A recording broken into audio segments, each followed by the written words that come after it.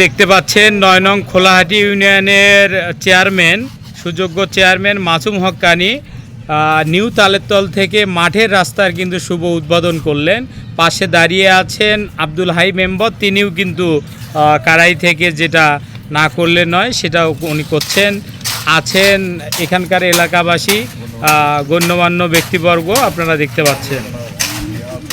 শামীম নুরি আছেন নাজমুল হুদা আপনারা দেখতে পাচ্ছেন, আছেন সাজু মিয়া, আপনারা সবাই দেখতে পাচ্ছেন, আছে মন্টু মিয়া।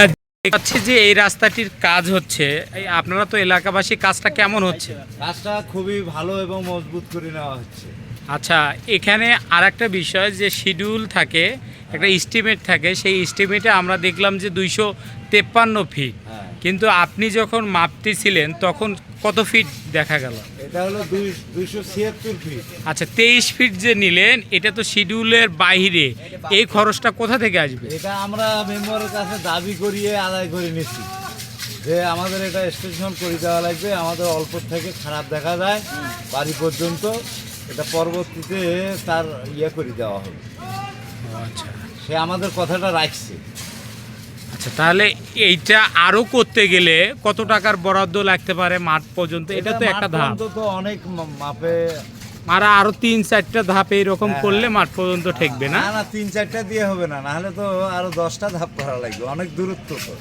মাঠের রাস্তার মানে কেবল সূচনা করলো, সূচনা করা হয়। আচ্ছা, আমি জানতে পেরেছি এই মেম্বার স্যানিটেশন ব্যবস্থা থেকে শুরু করে তার বাসায় যে হচ্ছে বাসার সামনে একটা প্রাইমারি স্থাপন করেছে, এনার বরাবরই যে কাজগুলো সেটা দৃষ্টান্ত, সেটারই কি একটা দৃষ্টান্ত এটাও? হ্যাঁ, এটাও একটা দৃষ্টান্ত।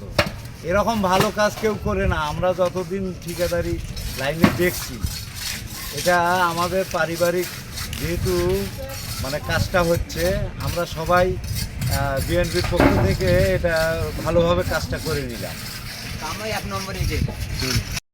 আচ্ছা, আপনারা দেখতে পাচ্ছেন যে নামাজ অবস্থায় কিন্তু নামাজ পড়ে আসলেন। এই যে আপনারা আসতেছেন, কেমন লাগতেছে এই রাস্তাটা?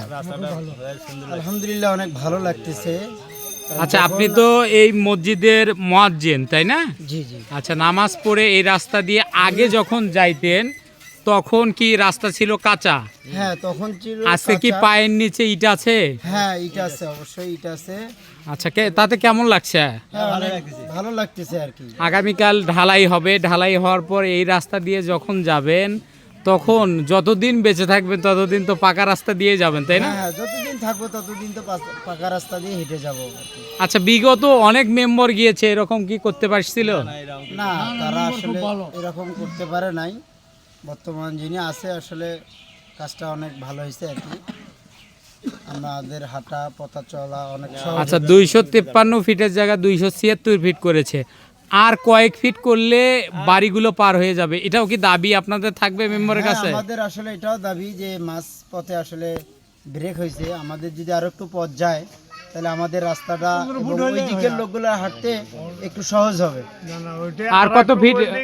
আমাদের মনে করেন সামনে ঈদগাহ মাঠ আছে। আচ্ছা, এই ঈদগাহ মাঠ পর্যন্ত যদি আমাদের রাস্তাটা হতো তাহলে আমরা এখানকে যেহেতু কয়েকটা সমাজ, আমরা তাহলে সবাই মিলে আমরা এই ঈদগাহ মাঠে যাওয়ার জন্য আমাদের জন্য এটা খুব, মানে আপনারা বোঝাতে চাচ্ছেন যে যতটুকু হয়েছে আরও যদি এতটুকু বরাদ্দ দেওয়া হয় আর কিছু দূর গেলে সরকার যদি এটাকে সুনজর দেয় তাহলে ভালো হয়, তাই না?